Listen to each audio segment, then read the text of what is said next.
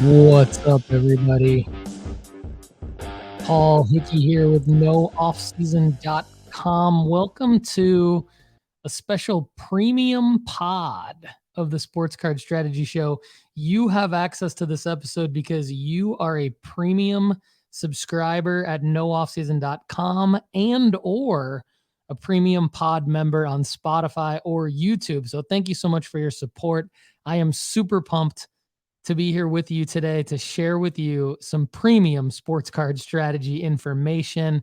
And I want to jump into a topic about flipping baseball cards, a new way of flipping baseball cards for profit. Typically, Lefty and I talk on the Sports Card Strategy Show and at nooffseason.com about Bowman Chrome firsts and buying top prospects after a release has happened,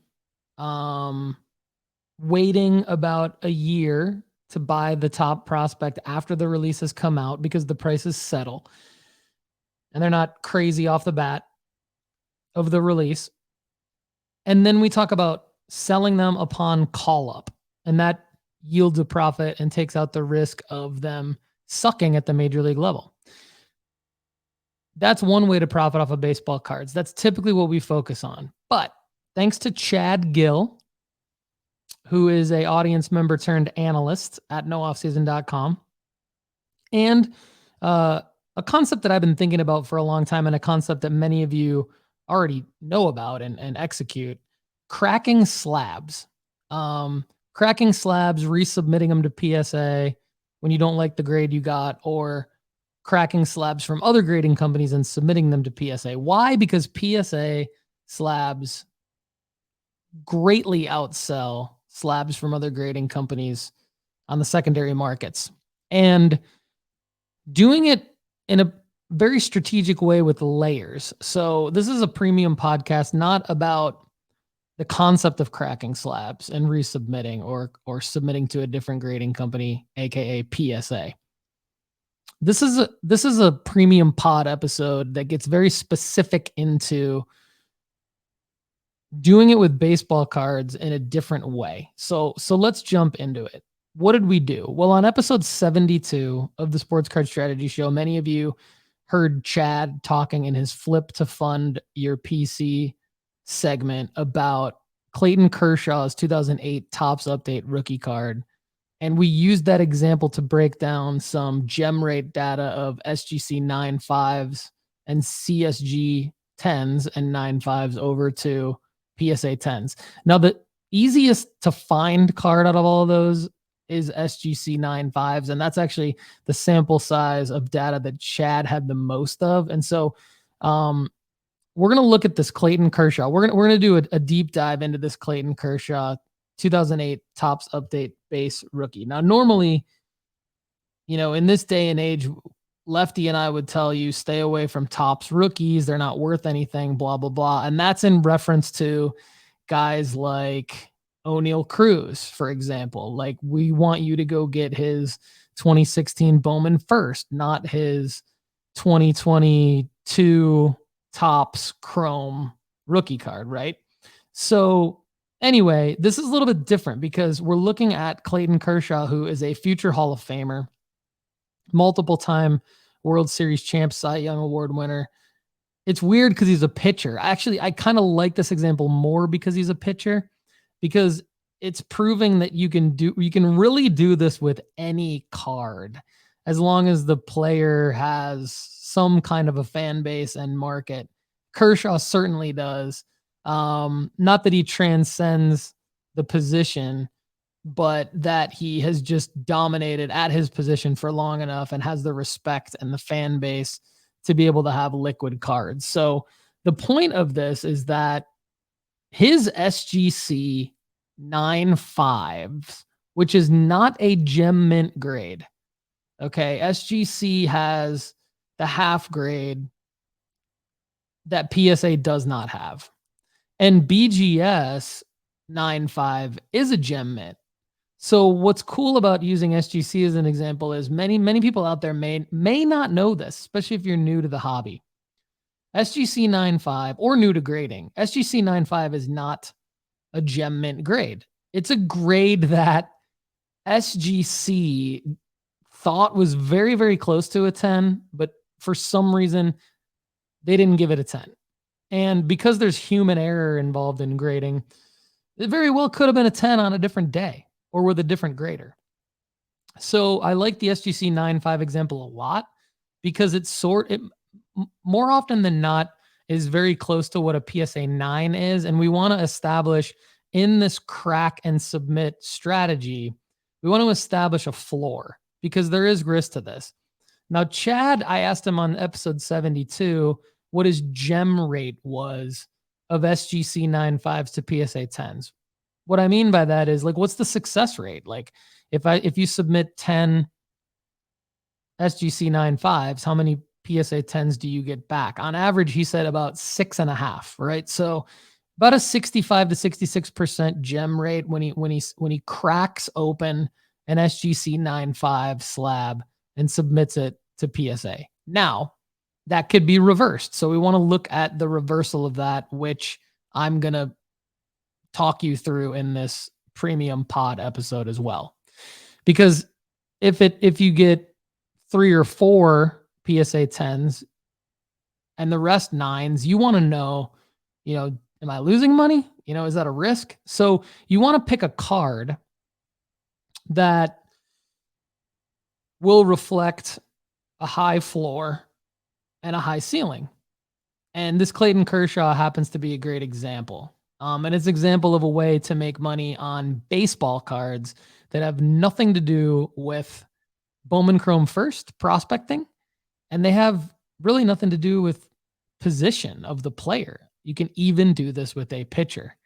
You won't be able to do this with all pitchers, but you can do it with a guy like Clayton Kershaw. So let's dive in. His SGC 9.5 for the last 30 days, according to Market Movers and Sports Card Investor, which is pretty much all eBay data, although I believe they do pull in some data from other services similar to eBay, like PWCC and MySlabs. His SGC 9.5 sells for about $260. Okay.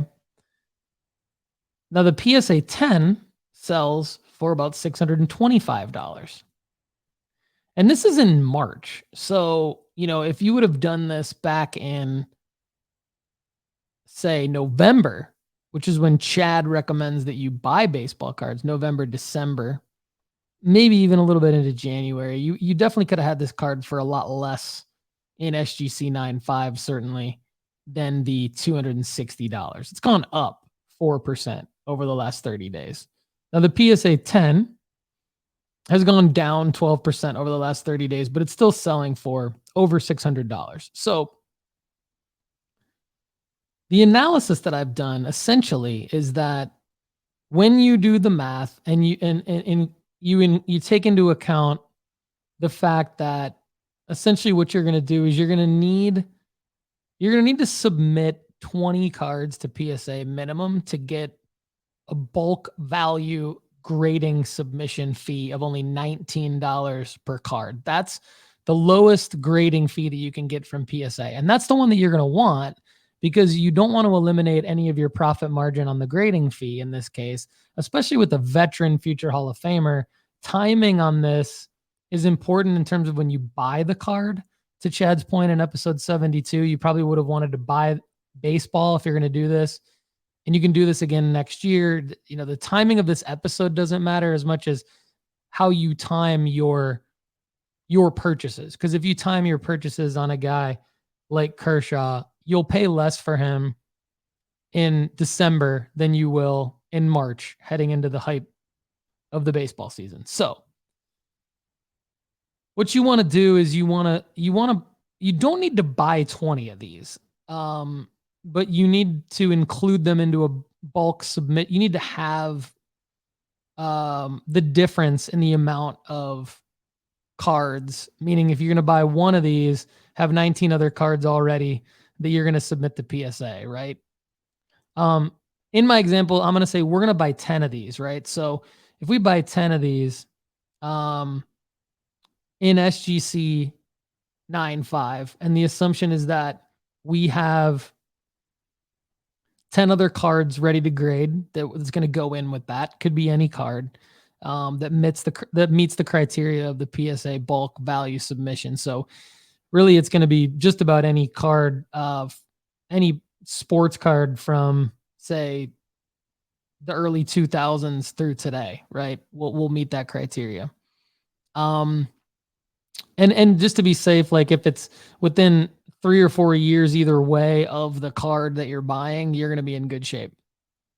So in this case, you've got Kershaw's 2008 Topps rookie update in SGC 9.5.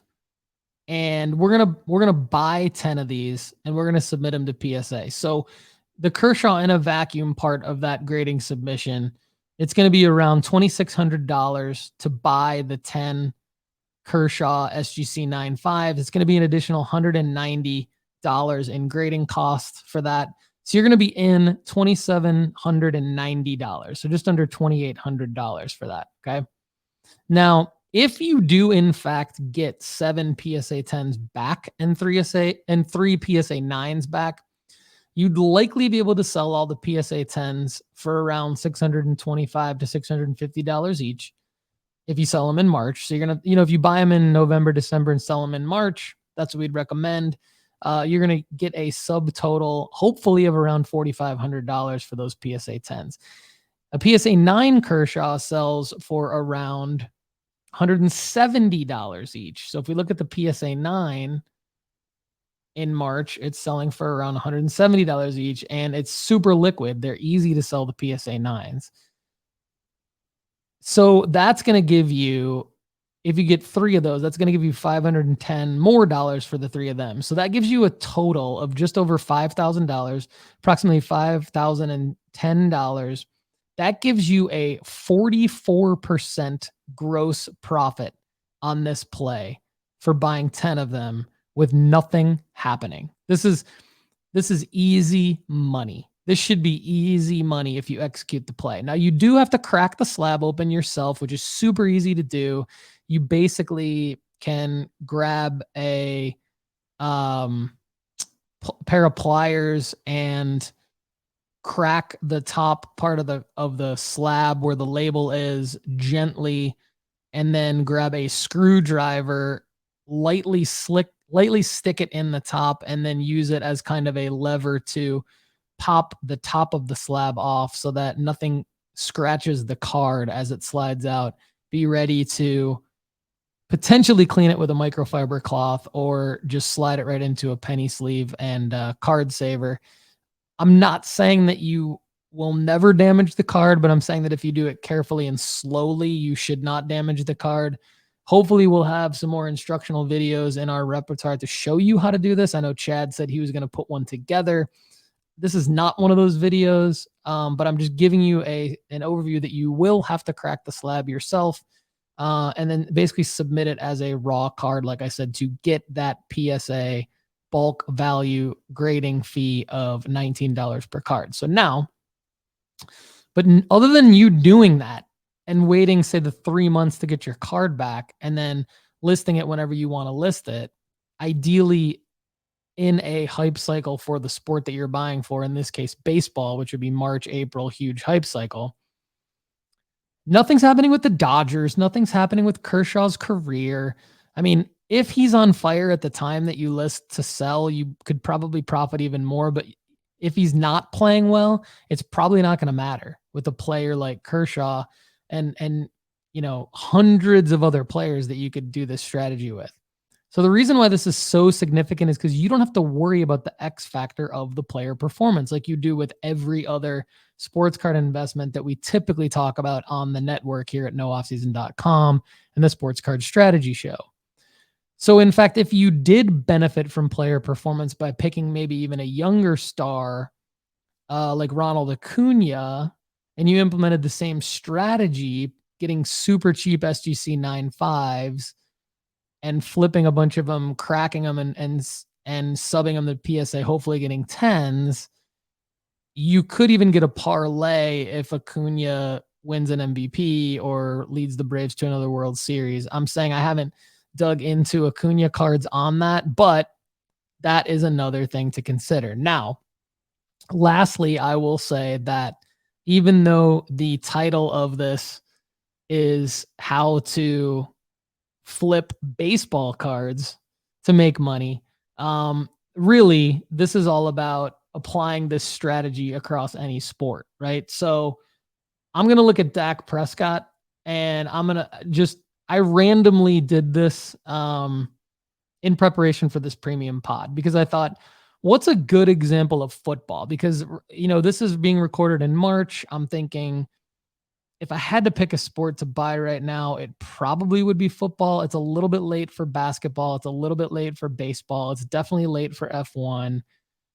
It's a soccer. There's definitely like some soccer plays that can be made, but soccer doesn't quite have the market size or the sales volume to prove this point. So football is definitely the best example in March. So who's a player that is always going to have a strong market, but also strong upside? And Dak Prescott kind of fits that mold. And I think it's really tough to actually make money on Dak Prescott simply by buying an already desirable card and then waiting for it to spike in value based on his player performance, because I think he's an example of a guy where it's kind of like we'll believe it when we see it, but it's risky because we may never see it, kind of a thing. I think that Dak actually is a perfect player who fits the mold for this type of play where nothing has to happen, right? So if we take Dak's 2016 optic base SGC 9.5, I found something super interesting here that I love. The SGC 9.5 last sold for $38.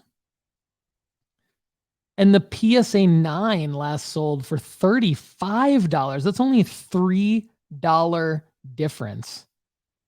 I mean, that's less than a couple percentage points away from each other. Like, that's nothing. Basically, it's even conceivable that a PSA 9 could outsell an SGC 9.5, which basically means you could profit even if you don't get a Gemmy in your submission. And then if you do get Gemmies, they're selling, PSA 10s are selling for over $100. So you'd be looking at a 60% profit margin really from a SGC, almost a 70% profit margin from an SGC 9.5 to a PSA 10, which is more of a percentage profit than the Kershaw example. It's not as many dollars, but you wouldn't have to spend as many dollars either getting into Dak. If you can find Dak for less than $40 for the SGC 9.5, I would encourage you to make these plays. I might go do it myself actually after this recording. Because like I could go buy 10 SGC 9.5 Dak optic 2016 base rated rookies. 10 of those would be less than $400 in theory, if I can find them, and then submit them to PSA. Again, that's going to be $190 for the grading fee, assuming I have 10 other cards to submit them with, which I will. So then I'm less than $600 in, and then if any of them gem, if I get 3 that gem, that's going to give me $300 back. And then 7 that get PSA 9s most likely, which is going to give me 21. So really all that needs to happen is like 3 of them need to gem for me to make $100. And then if 7 of them gem, then I'm making, let's see, real quick math on that. Let's see if I've gotten it written in the article here. I don't have it written in the article, but I do say that no, I don't have the Dak written in the article. So quick math, 7 of them gem, that's $700.